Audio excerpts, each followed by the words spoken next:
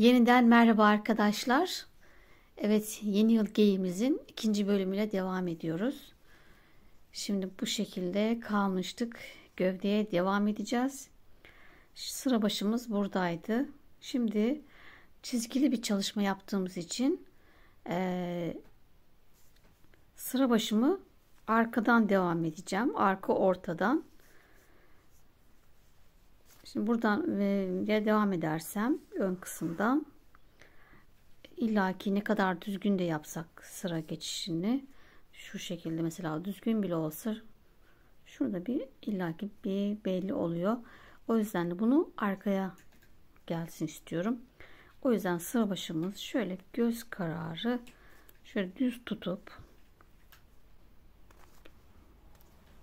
tam şu düz ilk zincir çektiğimiz yeri düz olarak yerleştiriyorum. Tam ortasından tam ortası şöyle göz kararı dediğim gibi gidiyorum ve şuradan tam orta böyle belirledim. Aşağı yukarı sizin de böyle denk gelecektir. Bir ileri bir geri olabilir. Çok önemli değil. Şimdi buradan dediğim gibi hemen beyaz ipimizi alıyoruz. Beyazla arkadaki tek kattan şöyle burayı felo'dan örmüştük. Bir alt sıradan da şurada tek katlarımız var. Buraya beyazımızı işleyeceğiz. Şöyle şurası. Önce ipimi yine bir sabitliyorum önce. Evet. İpimi sabitledim. Şu odaklasın. Şöyle bir önce şöyle bir ilmek kaydırıyorum. Bir zincir aynı yere batıyorum. Burada çünkü artık renk geçişi yapacağımız için burayı biraz daha yüksek tuttum. Önce ilmek kaydırdım. Bir zincir battım. Evet, şimdi sıra sonuna kadar her ilmeğime tek batıyorum. Şuradan alttaki düz çizgilerimize batıyoruz.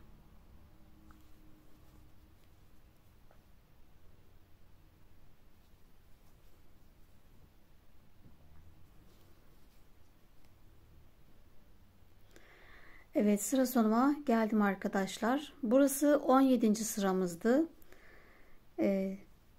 42 sık iğneye tek battık. Şimdi bu son ilmekte kırmızıyla kapatıyoruz. Geçiş yapalım.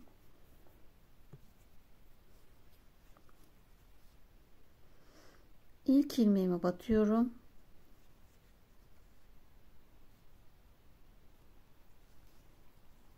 İlmek kaydır.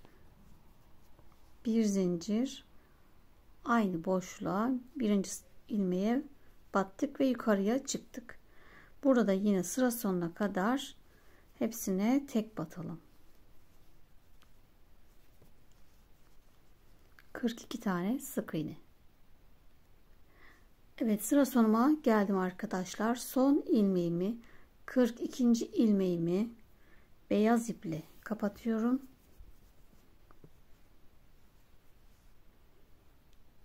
Ve ilk birinci ilmeğime batıp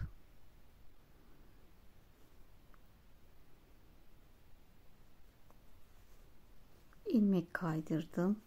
Bir zincir, pardon şöyle yanlış oldu. Şurasıydı. Batıp ilmek kaydırdım. Bir zincir, hemen ilk ilmeğimi batıp yukarıya çıkıyorum. Bu ipleri de bağlayalım. Evet, yukarı çıkan gördüğünüz gibi düz bir çizgi çalıştık. Şimdi bu sıramızda Burası bizim 19. sıramız. 5 tane tek, bir azalt yapacağız. 1 yaptım. 1 2 3 4 5 bir azalt.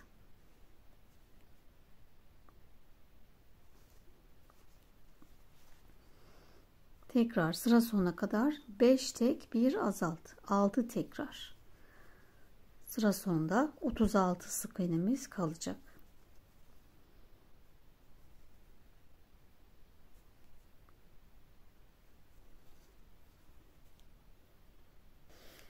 Evet, sıra sonuna geldim. Son 2 taneyi azaltırken bu ikisini yine son ilmeğimizi kırmızı ile kapatıp ilk ilmeğe batıyorum. İlmek kaydırdım. Bir zincir, aynı ilmeğin içine batıp yukarıya çıktım. Evet, 1 2 3. sıramızı bitirdik. Çizgili çalışmamızda kırmızıya geçtik. Şimdi 36 kalmıştı. Sıra sonuna kadar hepsine tek batalım. Evet, sıra sonuna geldim. Son yine 2 taneyi beyazla kapattık. İlk ilmeğime batıyorum. İlmek kaydır. Bir zincir. Aynı ilmeğin içine bir sık iğne yaptık. Yukarıya çıktık. Evet, bu sıramıza da yine eksiltme arttırma yapmadan düz örelim. 36 sık iğne. Burası 21. sıramız.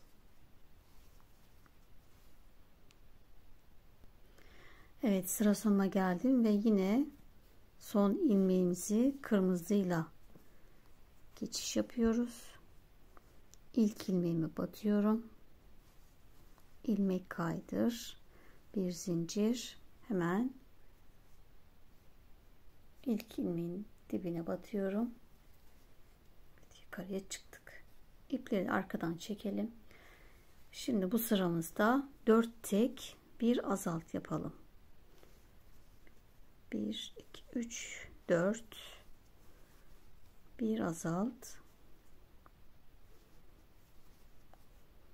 4 tek, bir azalt. Sıra sonuna kadar 6 tekrar yapıyoruz.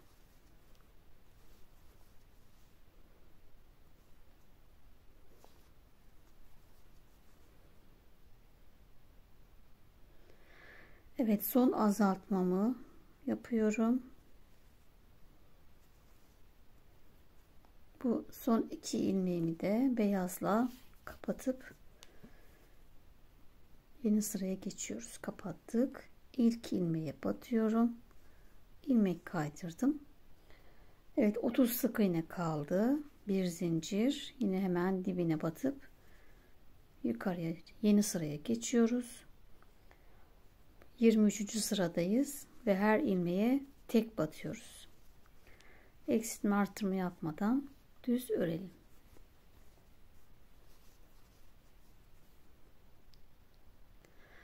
Evet, sıra sonunda yine 2 ilmeği kırmızıyla kapatıp yeni sırama geçiyorum. İlmek kaydırıp bir zincir, aynı dibine batıp yukarıya çıktım. Burayı da yine eksiltme artırma yapmadan düz öreceğim. 24. sıramız. Yine her birine tek batalım. Şimdi kollarımızı takacağız. Bundan sonra yani. Evet, sıra sonuma geldim ve beyazla kapatıyoruz. Son ilmeğimizi yine ilk ilmeğe batıp ilmek kaydır. Bir zincir, hemen dibine battım. İlk ilmeğimi yaptım. Şimdi kolları takacağız. Kolumuzun şöyle yerini belirleyelim. Düz tarafı şöyle çeviriyorum. Şimdi ben yerimi kendim belirledim. Sizin de hani sayılar tutmazsa bazen oluyor, hani tam ortayı bulduk ama sizin ortanız belki bir iki kayacak. O yüzden şöyle gövdemizi düz tutuyoruz. Tam ortayı, şuradan şöyle, iğnemin geldiği yer tam orta, şu şekil.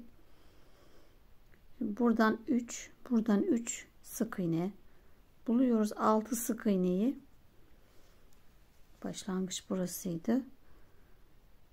Buradan 1 2 3 4 5 tek, 6 tane kol takacağız.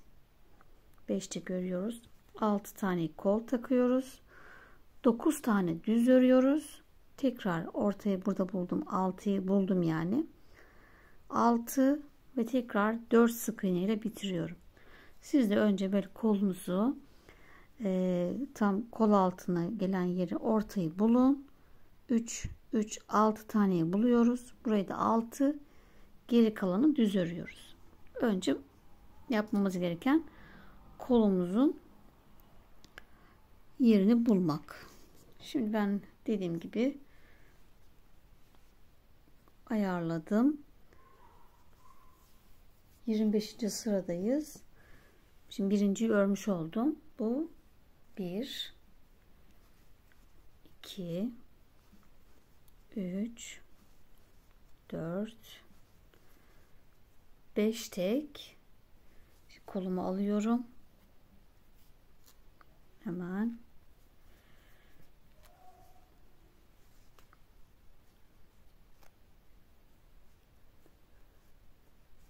şuradan şuraya içe gelmesini istiyorum. Başlangıç yerini şöyle ortalayıp 6 tane ile birleştiriyorum. Kolumu takıyorum. Şöyle batıyorum ve karşıya da batıyorum. Kolumun iki ucu da kapanmış oluyor. 2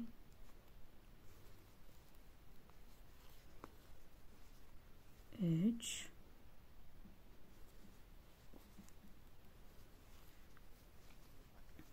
4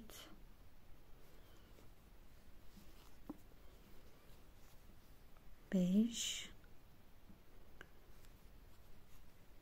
şöyle yapalım, 5 ve 6. Evet, 6 sık iğne ile birinci kolumu taktım. Şimdi 9 tane tek batıyorum. 1 2 3 4 5 6 7 8 9. Diğer kolumu alıyorum. Yine başlangıcı şöyle ortaya getiriyorum. İç kısma gelecek şekilde kolumu. Bunu da yine aynı şekilde 6 sık iğne ile kolumu örerek birleştiriyorum.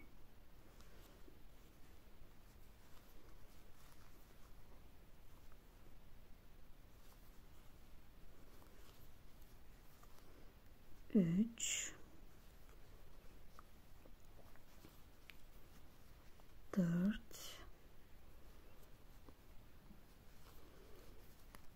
5 ve 6. Evet. Kolumuzu ekledik. Şimdi kalan 4 taneyi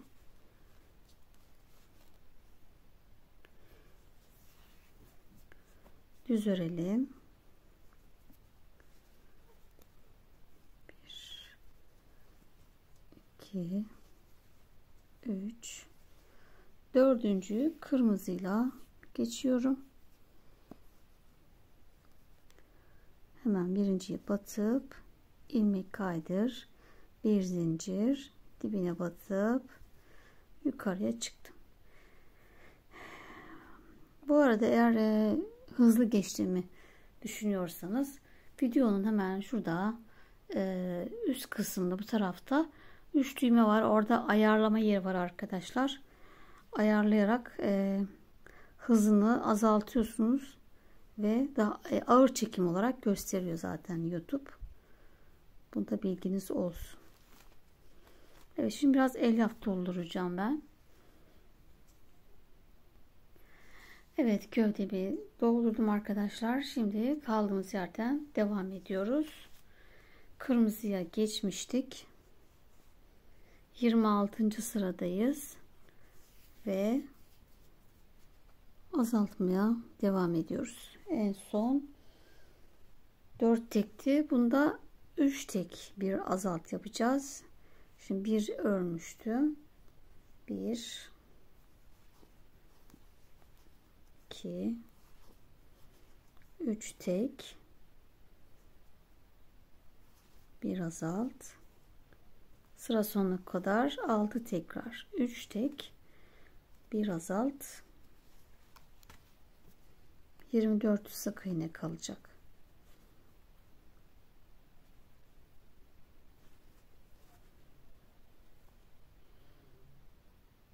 Evet, sıra sonuma geldim arkadaşlar.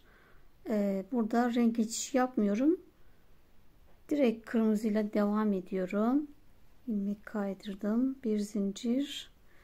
Bu sıramı düz örüyorum. 24 sık iğneye tek batıyorum. Bir sıra, yani bir sıra düz örüp ipimi koparacağım. 27. sıramızı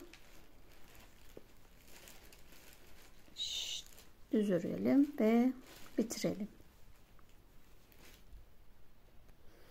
Evet, son sıramı bitirip ipimi kopardım arkadaşlar. Beyaz ipi de koparıp düğüm attım. Şimdi şu sıraya en son kuzu ipinden gideceğim. Eğer yoksa, ipiniz yoksa gerek yok arkadaşlar. Varsa yapın. Şöyle ipimi düğüm atalım.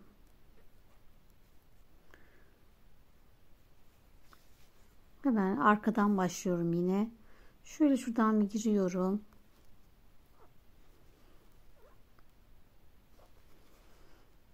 İki kırmızının arasından giriyorum. Şu iki kırmızının arasından.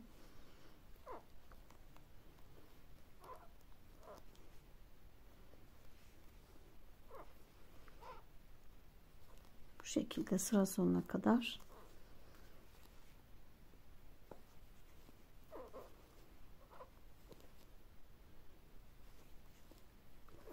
Normal sık iğne yapıyorum.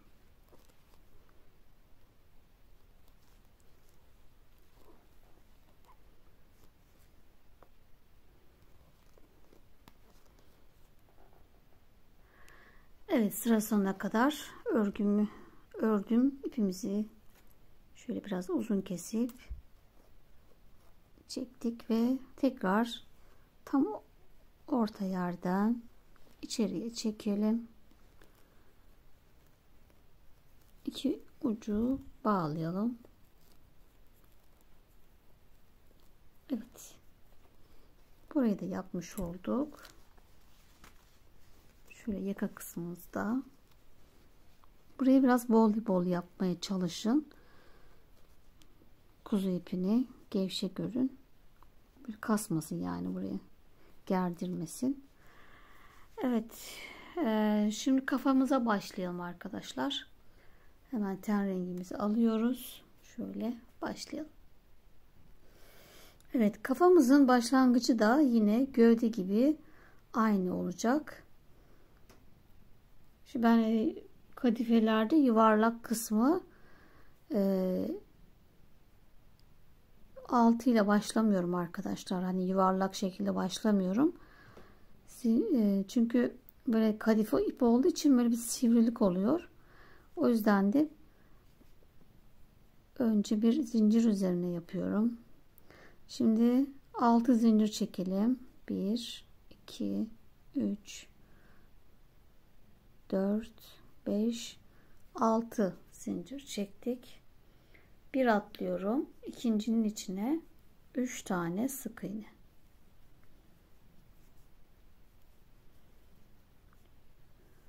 Üç zincire tek batalım. 1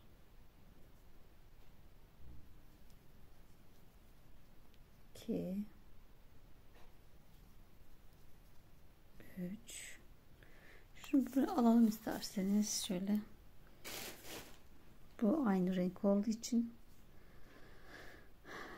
görünmüyor. Evet, son zincirimize 3 tane yine 1 aynı zincire 2 ve aynı zincire 3. Evet, köşemi döndüm ve 3 tane bu taraftaki 3 zincire de tek batıyorum. 1 2 ve 3.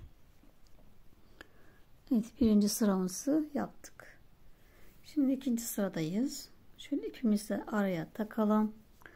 Mutlaka iplerimizi, sıra başlarımızı belirlemek için takıyoruz.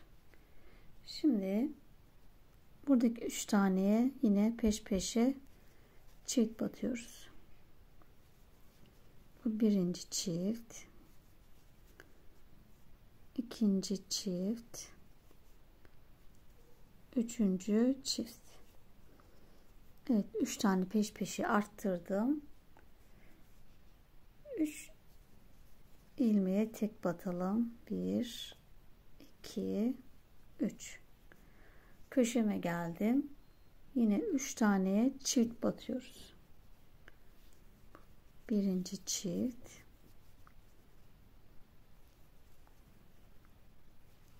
ikinci çift,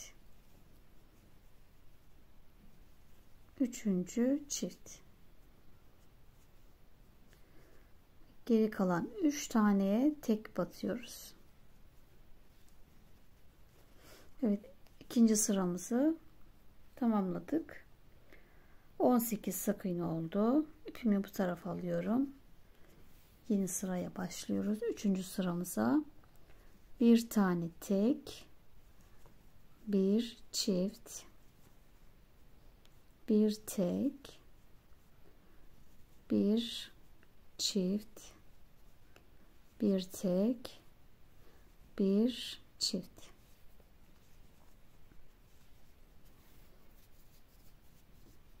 Evet, 4 tane sık iğneye tek batalım. 2 3 4, bir çift, bir tek, bir çift, bir tek, bir çift. Geri kalan 3 taneye tek batıyoruz. Evet. Bu şekilde yapmaya devam edelim. Dediğim gibi şuradakiyle aynı tarif. Aynısını yapıyoruz. Arttırmalarımız birebir aynı gidiyor. En son 5 tek 1 arttır 5 yapacağız. O zamana kadar aynısını yapalım. Bir daha anlatmama gerek yok arkadaşlar. Evet arkadaşlar, kafamızı aynı dediğim gibi gövde gibi başlıyoruz. Birebir aynı örüyoruz. En son 7. sıramda 5 tek 1 arttır 5 tek 1 arttır 5 tek 1 arttır yapıyoruz. 8 tek örüp tekrar 5 tek 1 arttır 5 tek 1 arttır, en son 3 ile bitiyoruz. 3 tane tek. Şimdi bundan sonra 4 sıra eksiltme arttırma yapmadan düz örelim. Evet arkadaşlar, şimdi 12. sıramızda gözlerimizin yerini belirleyelim. Daha sonra zor oluyor çünkü. Şimdi 19 tane tek batalım. 1 2 3 4 5 18, pardon 17 idi. 18 ve 19 tane tek battım. Evet, bir zincir çektim. Bir atlıyorum. Bunu atlıyoruz, yanındakine sık iğne yapıyoruz. Burayı gözümüz takacağımız yer.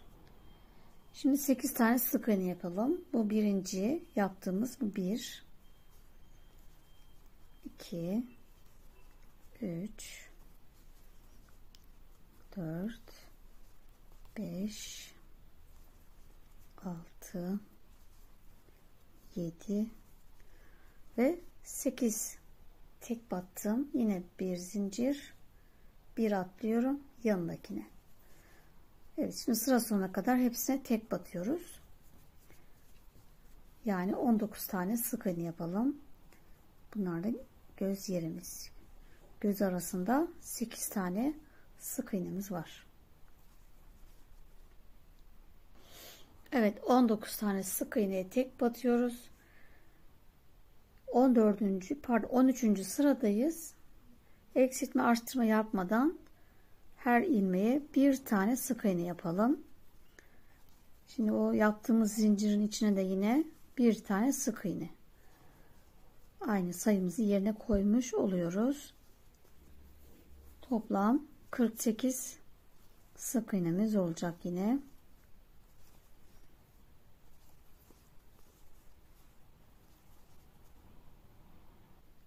Evet, zincir çektiğim yere geldim, göz yerimize.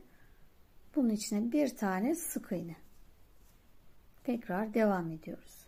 Diğer zincire de yine bir tane sık iğne yapacağız. Burası gözümüz takacağımız yer. Evet, 13. sırayı bitirdik. Şimdi beyaz renge geçeceğiz. 3 tane ilmek kaydırıp ipimizi koparalım. Bir zincir.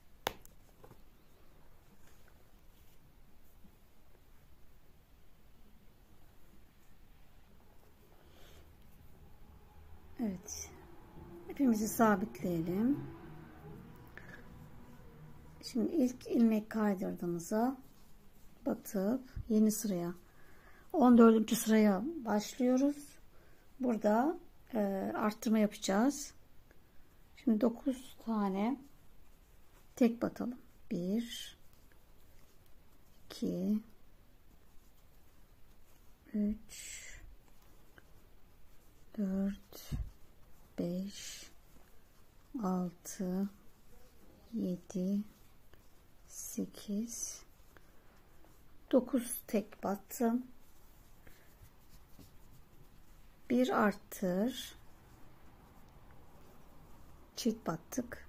3 tane tek, 1 2 3 bir arttır, çift battık. 3 tek,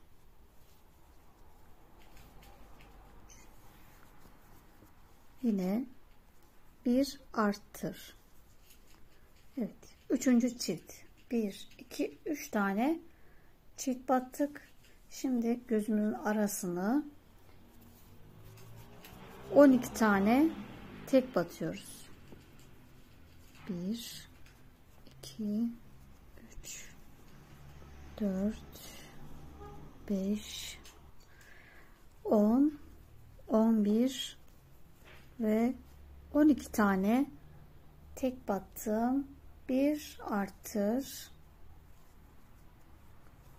3 tek, bir arttır, 3 tek,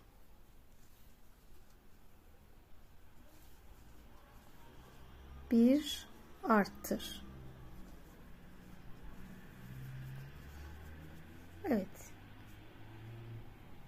6. artırmayı yaptık. 3 bu tarafta, 3 burada. Toplam 6 arttırma yaptık. Ve kalan 9 taneye tek batıyoruz. Şimdi bundan sonra 2 sıra eksiltme arttırma yapmadan düz örelim. Sayımız 54'e çıktı bu arada. Evet. Şimdi hemen sıradakine normal yine batıp devam ediyoruz.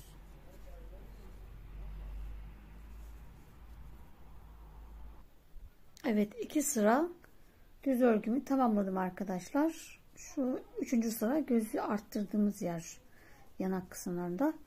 Şimdi gözlerimizi takalım. Göz olarak ben 18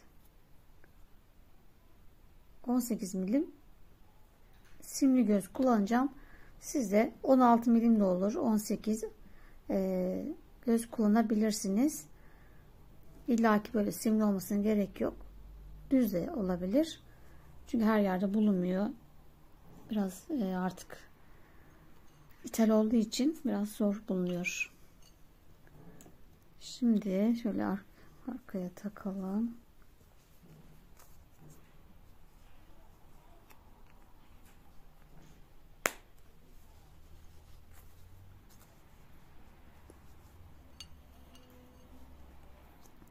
Bu arada elimde kırmızı vardı. Ben de kazağına uyar dedim.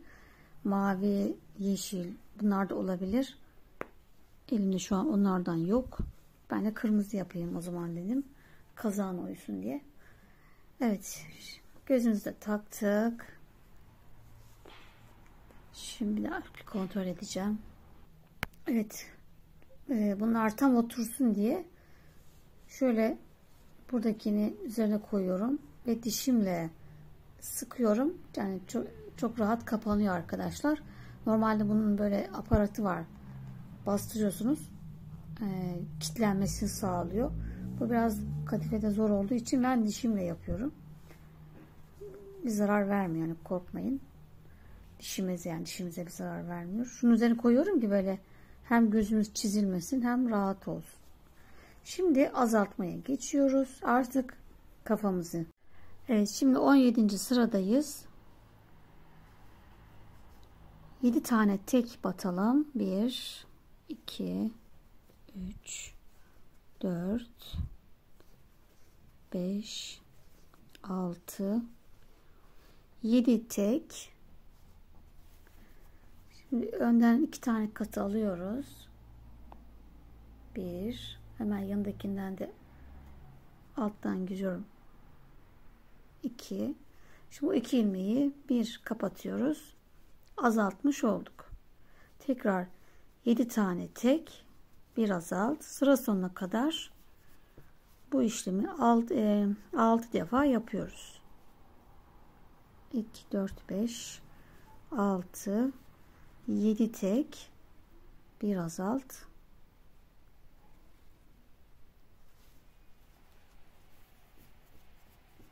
Evet, sıra sonunda 48 sık iğnemiz kalacak. Evet, 18. sıradayız. 6 tane tek, bir azalt yapalım. 2 3 4 5 6 tek, bir azalt. Yine sıra sonuna kadar tekrar 6 defa aynısını yapıyoruz. Sıra sonunda 42 sık iğnemiz kalacak. Evet, 19. sıradayız. 5 tek, bir azalt yapalım.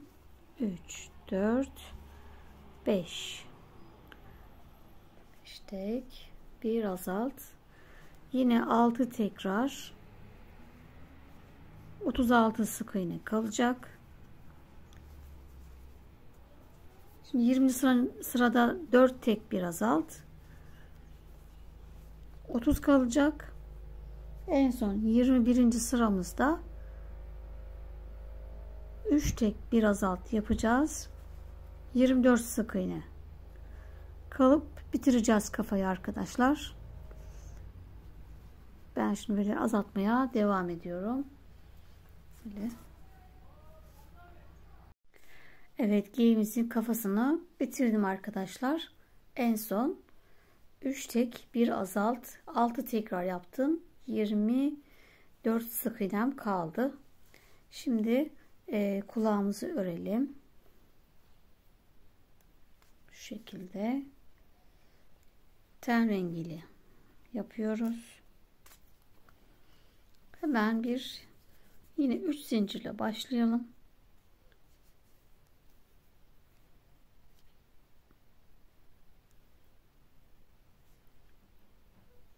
Evet, ortadaki ikinci zincirim içine 6 tane sık iğne yapalım. 3 4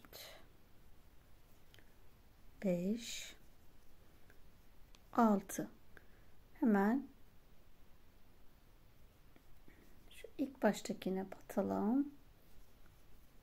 İlmek kaydır, bir zincir. Şimdi hepsine tek batıyoruz. İkinci sıramızda 6 tane ilmeğe tek batalım. 3 4 5 ve 6. Şöyle çevirdik. Hemen araya ip takalım.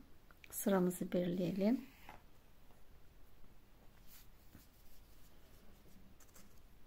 Şimdi her ilmeğe çift batıyoruz. 6 tane peş peşe arttıralım. Bu birinci çift, ikinci çift, üçüncü, dördüncü, beşinci çift ve altıncı çift. Sayım 12 oldu. Şimdi dördüncü sıramda bir tek, bir çift, bir tek, bir çift. Sıra sonuna kadar tekrar yapalım. Sayımız 18'e çıkacak.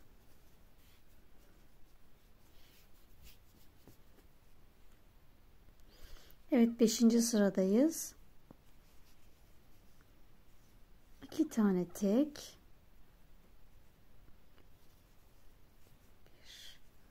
2, bir arttır, 2 tek, bir arttır. Sıra sonuna kadar yine 6 tekrar yapıyoruz. Ve 24 tane sık iğnemiz olacak. Daha sonra bir sıra düz örelim. Evet, 6. sıramızı düz ördük. 7. sıramızdayız. 2 tane tek, bir azalt,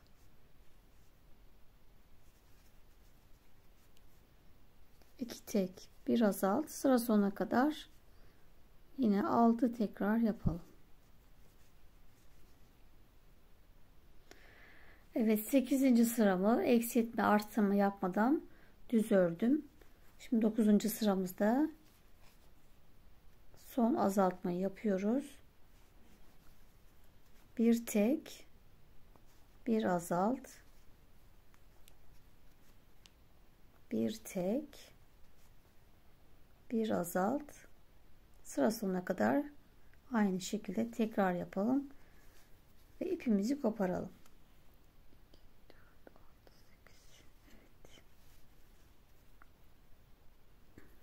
Evet, ilmek kaydırıp kulağımı bitirdim arkadaşlar. Biraz dikecek kadar da uzun bıraktım.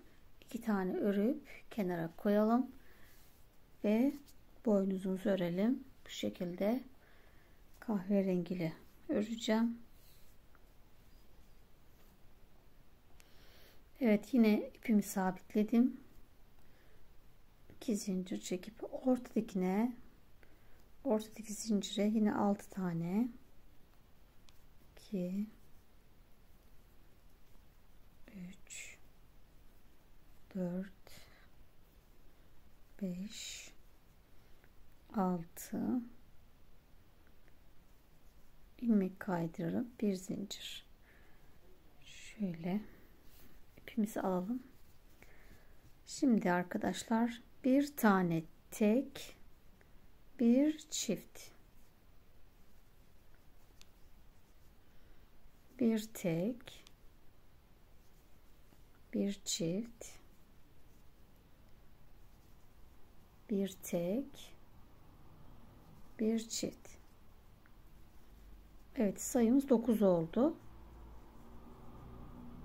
Şimdi 3 sıra düz örelim arkadaşlar. Şuraya da ipi takalım. 3 sıra tek batalım. Her ilmeğe bir tane.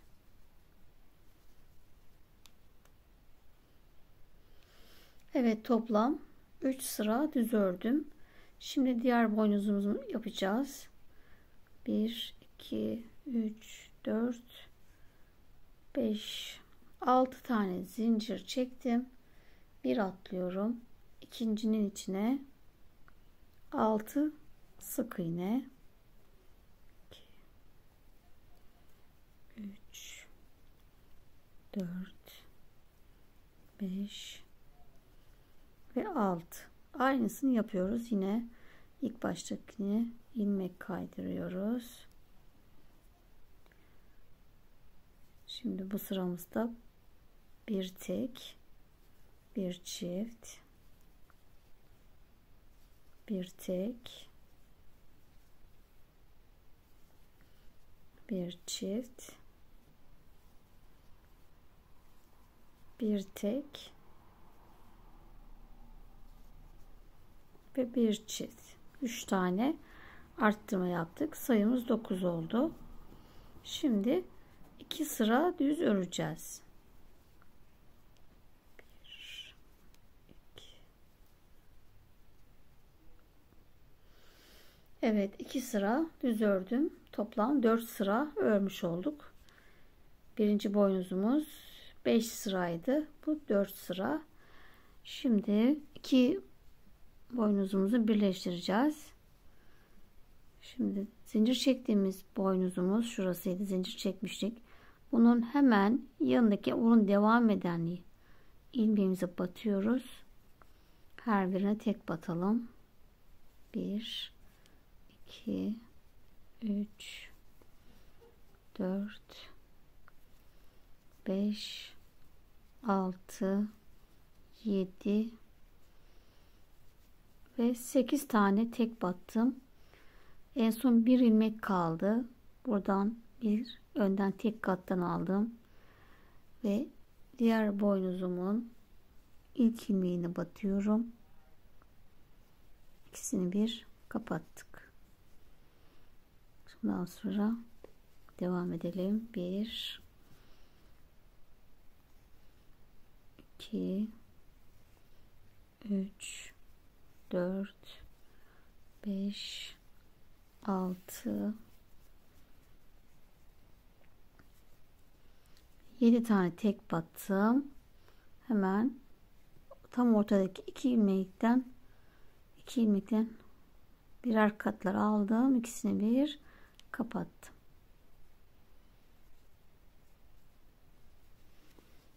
Bir tek devam ediyorum. 2 3 4 5 6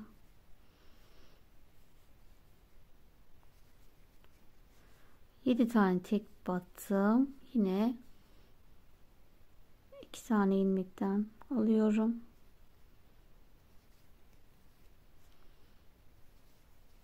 Bir tane azaltmış oldum tekrar. 1 2 3 4 5 6 tek, bir azalt.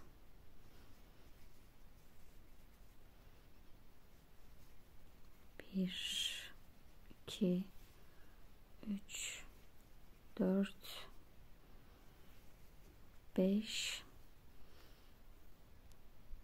Yine ön ortada bir azaltıyoruz.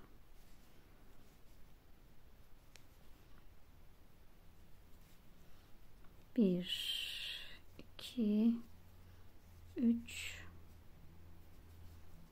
4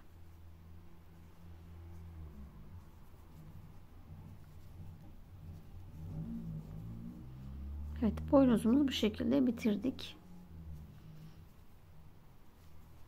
ön ortada ilmek kaydırıp şöyle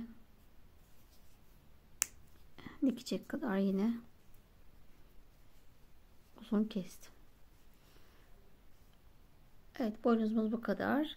Şu uzun olan 2 4 6 8 sıra olmuş oldu. Aşağıya kadar 8. Bu da 2 4 6 7 sıra olmuş oldu.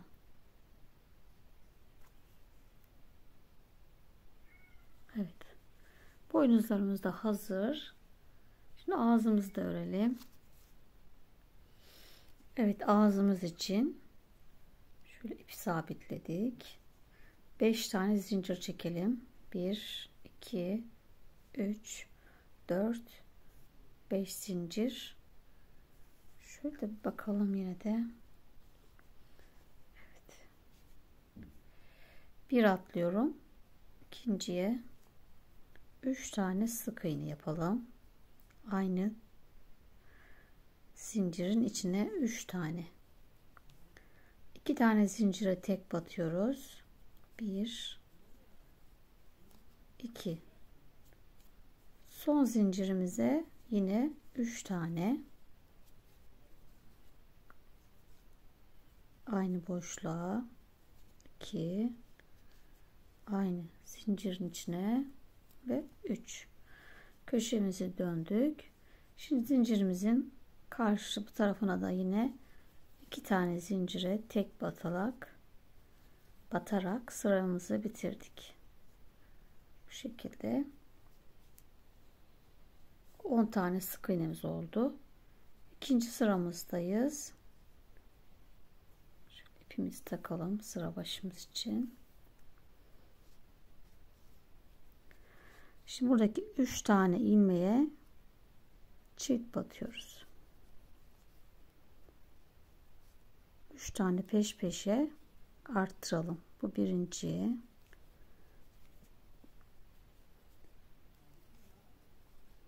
iki ve üçüncü çift. 2 tane tek. Şimdi yine köşeye geldik. 3 tane ilmeğe yine çift batıyoruz. Birinci, ikinci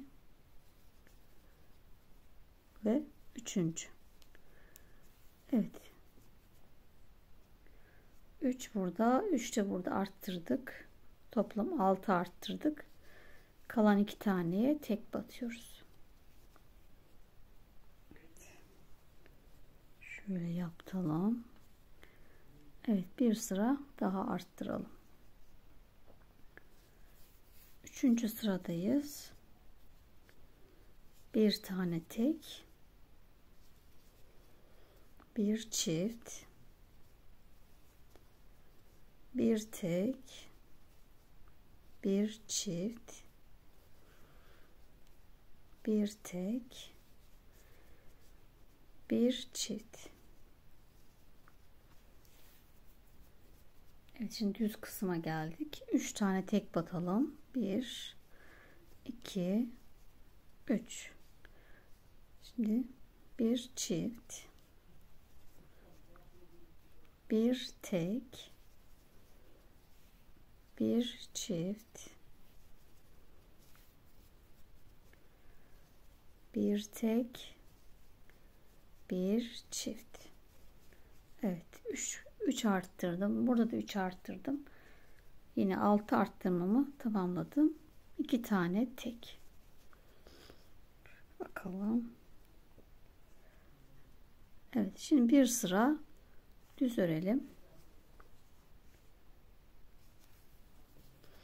Ve ağzımızı bitirmiş olalım.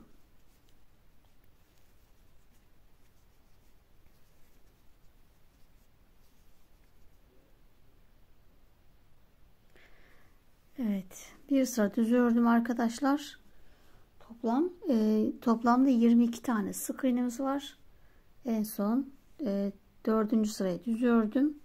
İlmek kaydırdım. Bir zincir. İpimi biraz uzun kopardım. Evet, ağzımızı da tamamladık. Bütün parçalarımız hazır. Şimdi bunları dikime geçelim. Önce bir ağızla başlayalım. Şöyle ağzımızı, bir boşluk olursa eğer, tam oturmuyorsa sizinki, bakın ip farkından olabilir. Şöyle esnetin örgülerimizi. Bu açılacaktır. Şimdi bunu şöyle tam gözümün hizasına gelecek şekilde dikelim. Evet, şimdi burnumuzun içerisine biraz elyaf koyalım ve tam gözümün ortasına şuradaki sarı ten rengine gelecek şekilde yerleştiriyorum. Dediğim gibi burası tam boşluk kalırsa ipinizi çekin arkadaşlar. Açılıyor zaten ipimiz. Şöyle tutturalım uzun iğnemle. Şuradan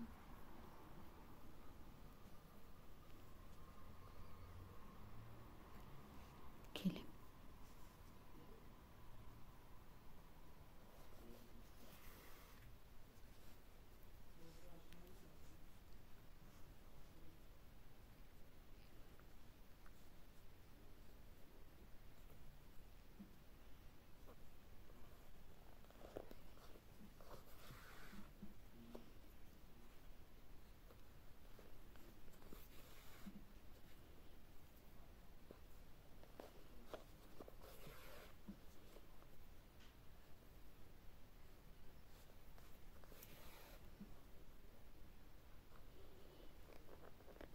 Bir kafaya batıyoruz. Bir buruna.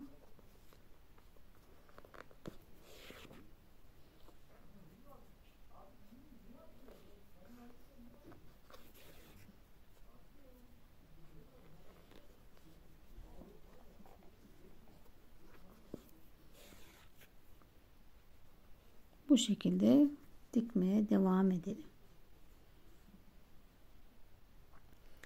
Evet, şimdi ağzımı dikerken en son biraz boşluk bırakıyorum ve son doldurmamı yapıyorum. Daha yumuşak çünkü.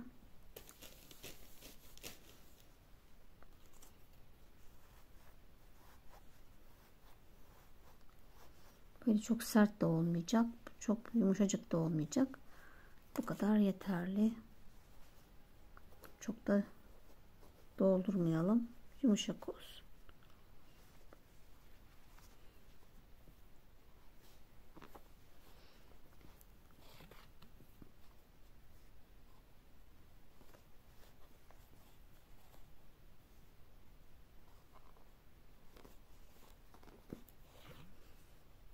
Evet. Ağzımız da bitti.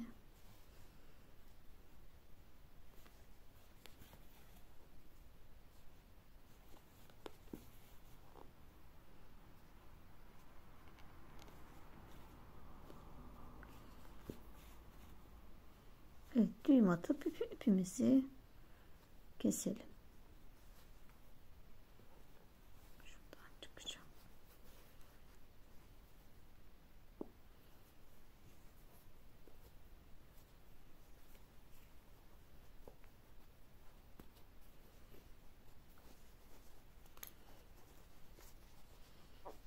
Evet, hemen ağzımızı şekillendirelim.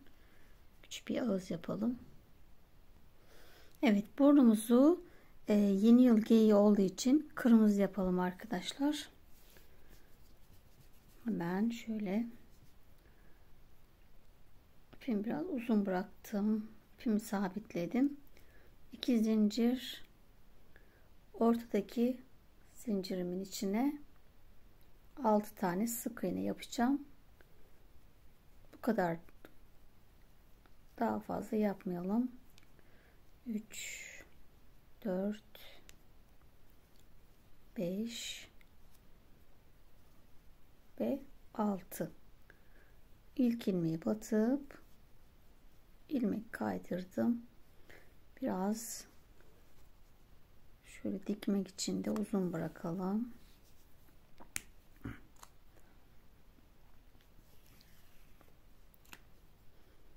Evet, bu kadar yeterli. Şöyle küçük bir şey. Hemen bunu dikelim. Evet, burundan önce bir ağzımızı yapalım arkadaşlar. Siyah koton iple. Şimdi şuradan çıkacağım. Birinci sıramızdan.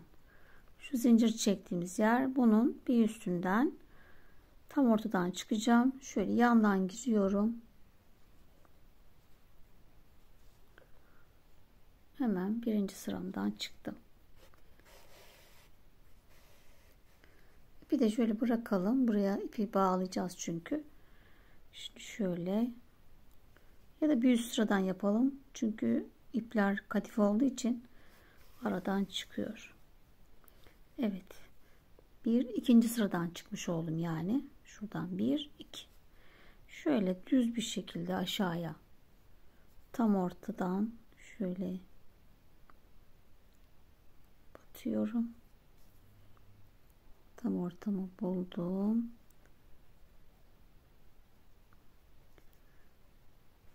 Hemen şurada zincir çektim. Yerden çıktım.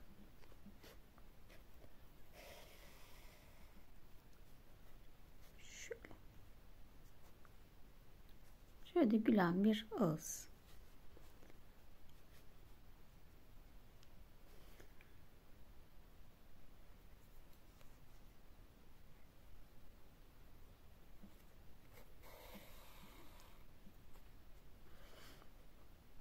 Şöyle burunu da koyalım. Burunu da şuraya yaptığımızı düşünürsek şöyle gülen bir ağız.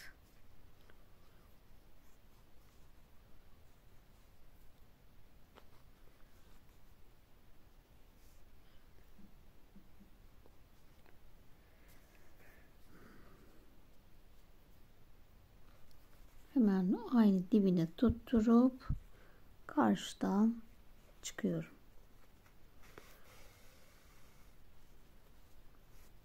Bu kadar çık. Bu kadar yeterli. Bunu da bağlayalım.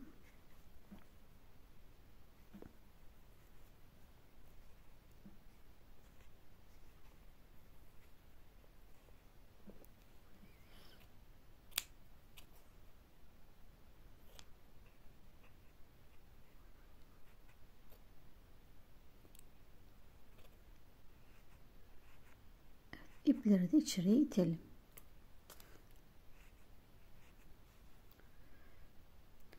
Evet, şimdi burnumuzda tam ortaya tepe noktasına şu şekilde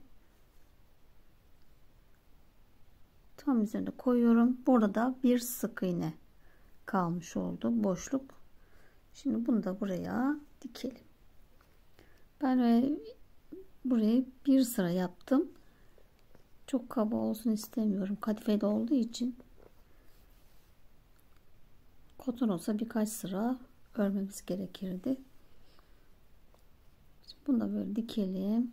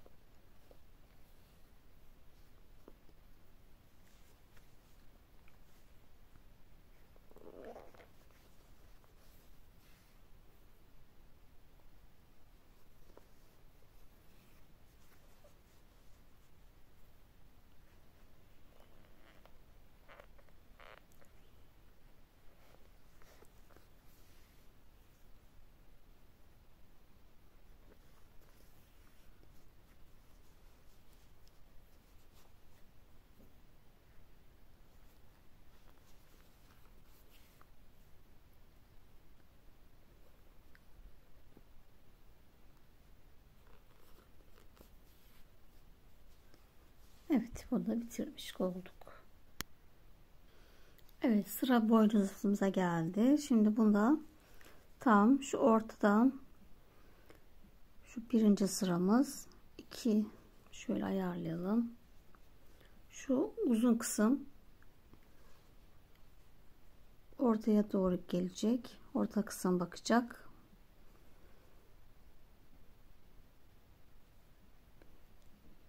Şöyle ikinci sıranın üzerine koydum. Yani üçüncünün üzerine koymuş oldum. Şu şekil. Şöyle uzun iğnemi de takalım. Evet. Böyle yerleştirelim. Uzun iğnemizle hemen aynı şekilde dikelim.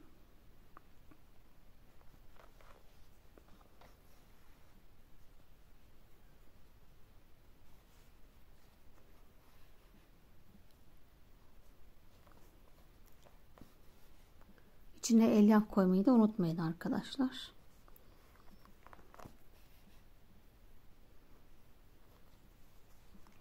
Bunu da bu şekilde dikiyoruz. Diğer boynuzumuz da artık buradaymış. Bunu da aynı şekilde şu bir ikinci sıra üçüncünün üzerine koyacağız. Bu şekilde bunu da dikelim.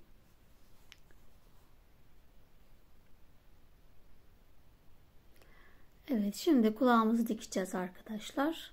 Hemen boynuzumuzun bir altına arada bir sık iğne boşluk var. Şimdi şöyle kulağımızı alalım. Ortadan katlıyoruz. Şöyle katlayalım. Buradan şöyle bir tutturalım.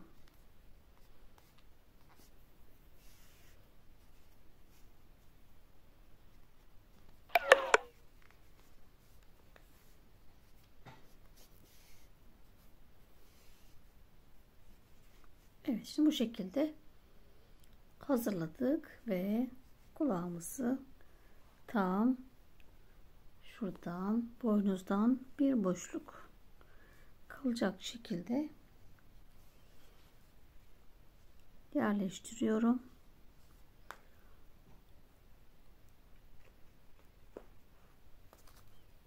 Şimdi bunu da aynı şekilde dikelim.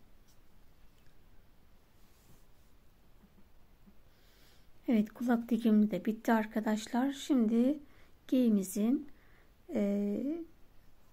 tam alın kısmındaki desenlerini yapalım. Şöyle tam ortayı buldum. Ben ortamı belirledim toplu iğnemle. Şöyle boyundan oradan çıkıyorum. Bu burundan sonra 3. sıra 1 2 3. sırayı yapıyoruz. 3. sıranın ortasından çıkıyorum.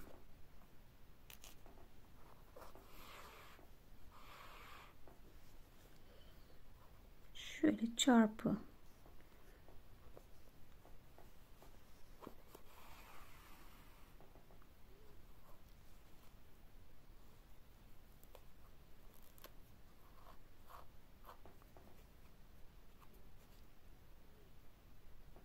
şöyle V şekli veriyorum. Şimdi buradan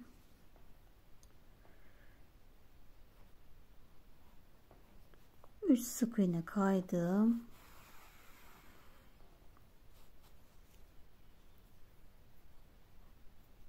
Burayı da aynı şekilde V yapıyoruz. Buradan da bu tarafa 3 sık iğne kayıyorum. Şuradan 1 2 3.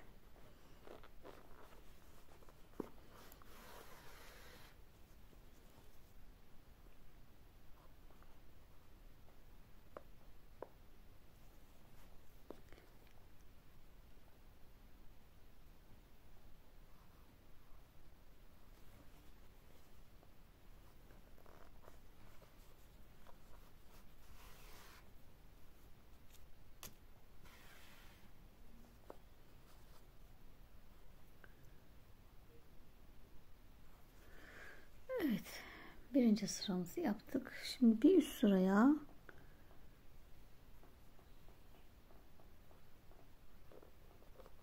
şöyle ortadan girdim.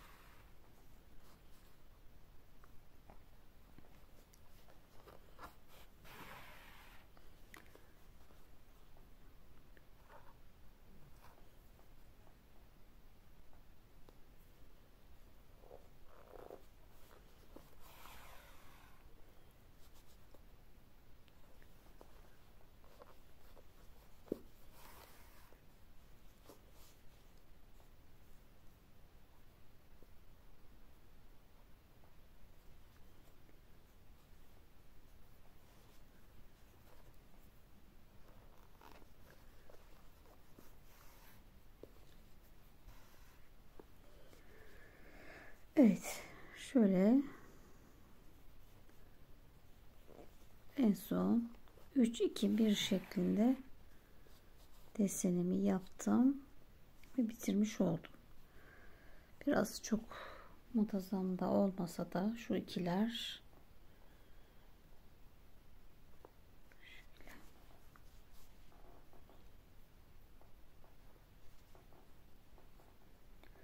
şu biraz daha bu tarafa kayabilirmiş. Kayması gerekiyormuş yani. Bunları siz daha böyle dikkatli yaparsınız arkadaşlar. Ben artık göz kararı bu kadar oldu.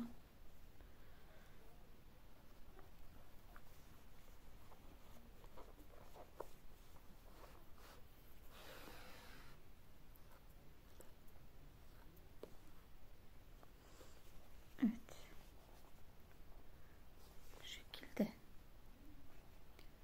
Bunu da bitirdik. Boyundan çıkıyorum.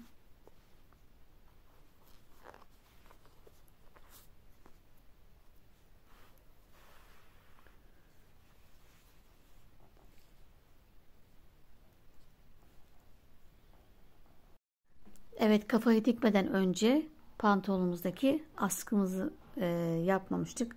Hemen bunu yapalım. Birinciyi bu şekilde yaptım.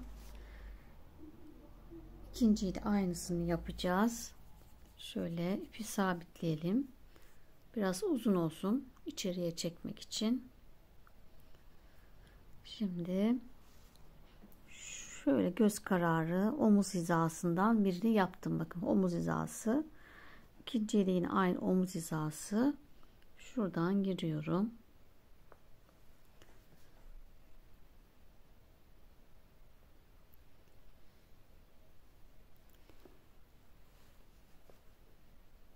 Buraya tutturdum arkadaşlar.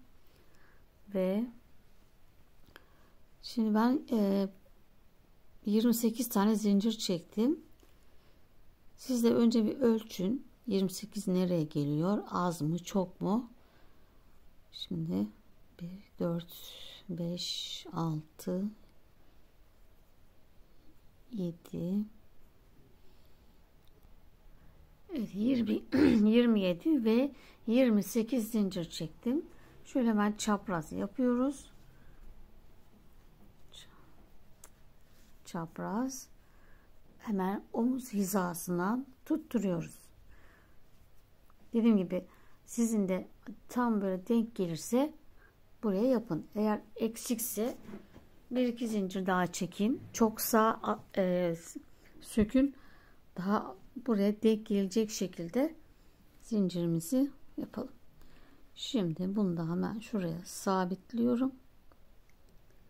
Şöyle tutturdum. İlmek kaydırarak tutturdum. Hemen şöyle yanındakine de ilmek kaydırdım. Sık iğne öreceğimiz için. Şimdi her zincire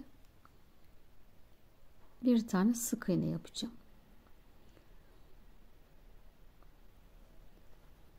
Kadife olduğu için biraz zor görünüyor.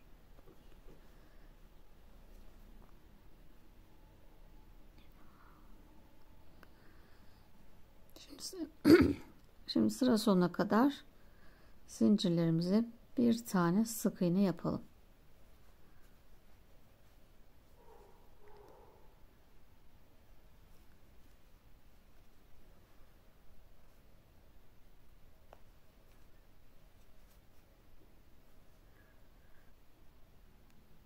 Evet, sıra sonuma geldim arkadaşlar. İlk başladığım yere ve hemen sıradaki ilmeğime batıyorum. İlmek kaydırıyoruz. Bir zincir çektim. İpimizi kesiyoruz. Şöyle uzun keselim ki iplerimizi içeriye çekelim.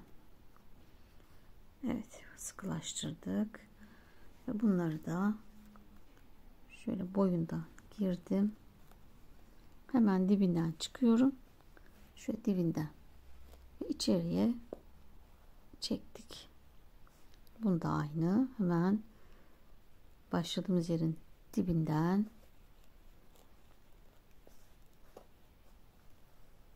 içeriye çektik. Evet, askılarımızı da tamamladık. Şimdi artık boynumuzu dikebiliriz. Ben doldurmamı yapmıştım.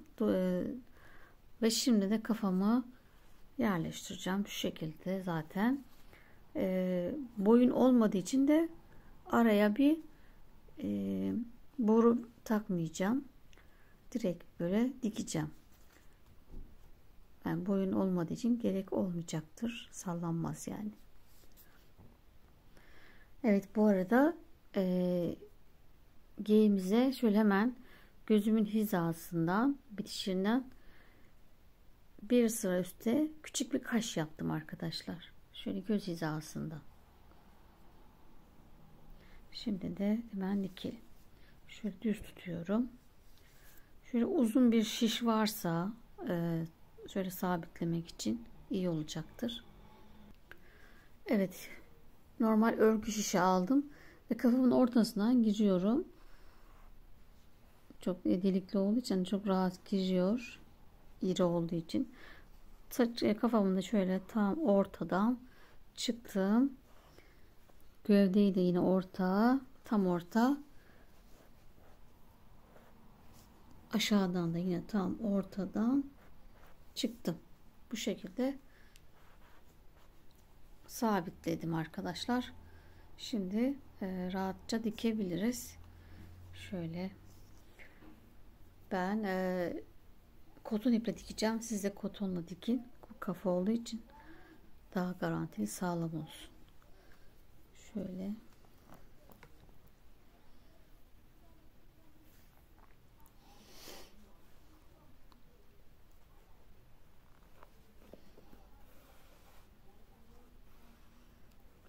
şu ipin içinden geçiyorum.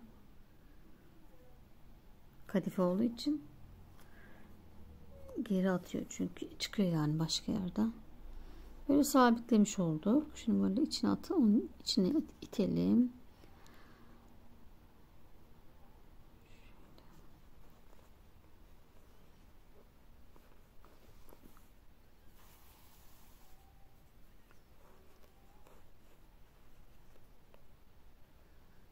Şöyle kırmızı kısımdan dikiyoruz.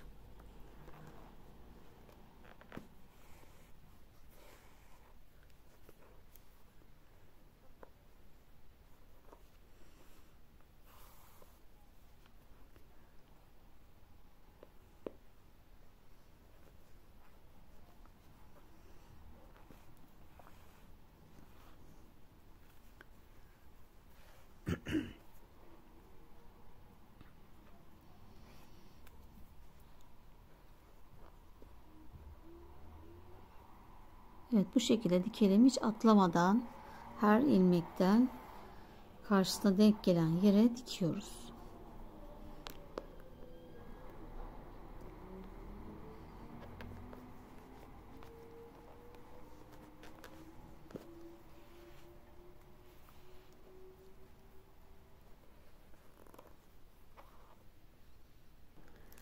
Evet, şimdi kafamın son dikme yerine gelmişken şuradaki boşluktan şu aradaki biliyorsunuz kafa ve gövdeyi doldurduk ama şu ara bir boşluk var içerisinde. Şimdi onu da dolduralım. Kafamızı daha sabit, sağlam olsun.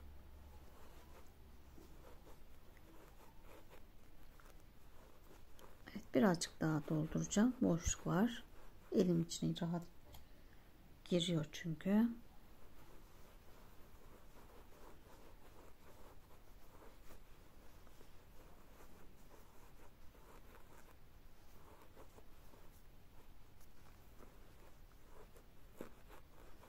Evet, şimdi artık iyice dikebiliriz.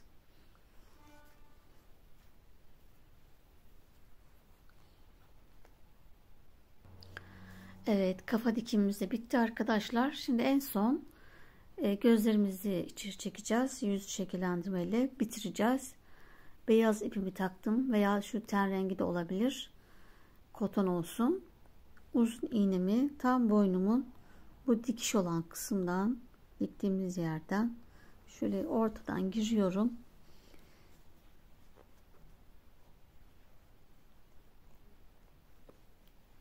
Şu şekilde çıkıyorum. Gözümün hizasından. İpimizi biraz uzun bırakacağız. Sonra bağlayacağız çünkü. Hemen karşısından,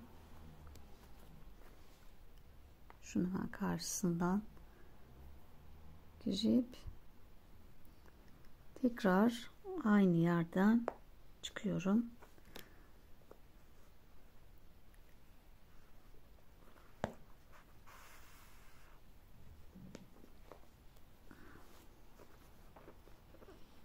Bu şekilde çekeceğiz aşağıya.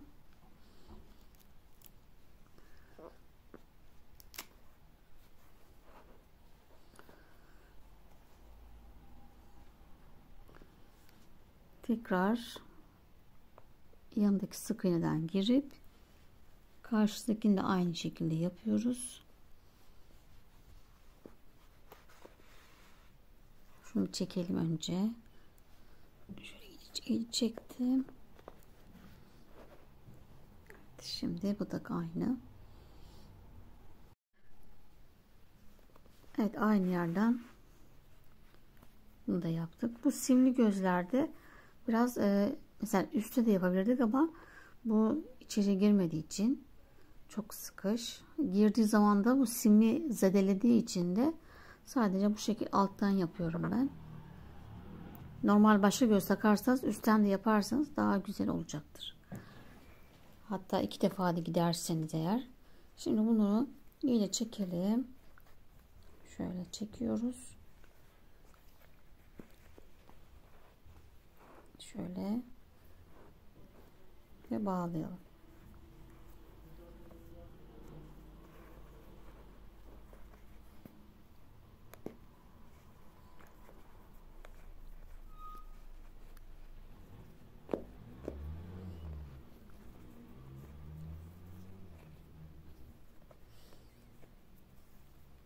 Evet, şimdi ipimizi kesip içeriye iteceğiz. Evet, gözlerimizi de şekillendirdik. Şöyle de tekrar bir düz şekil verelim, düzeltelim. Ve geyiğimizi bitirdik arkadaşlar. Kadife geyiğimiz, yeni yıl geliği. Boyumuz 35 santim oldu. Yine tarifi de yine kendim çıkardım. Tarifi bana ait. Diğer bütün tarifler olduğu gibi. Evet. Kanalıma abone olmayı, yorum ve beğeni yapmayı unutmayın canlar. Yeniden başka videolarda görüşmek üzere. Hoşça kalın.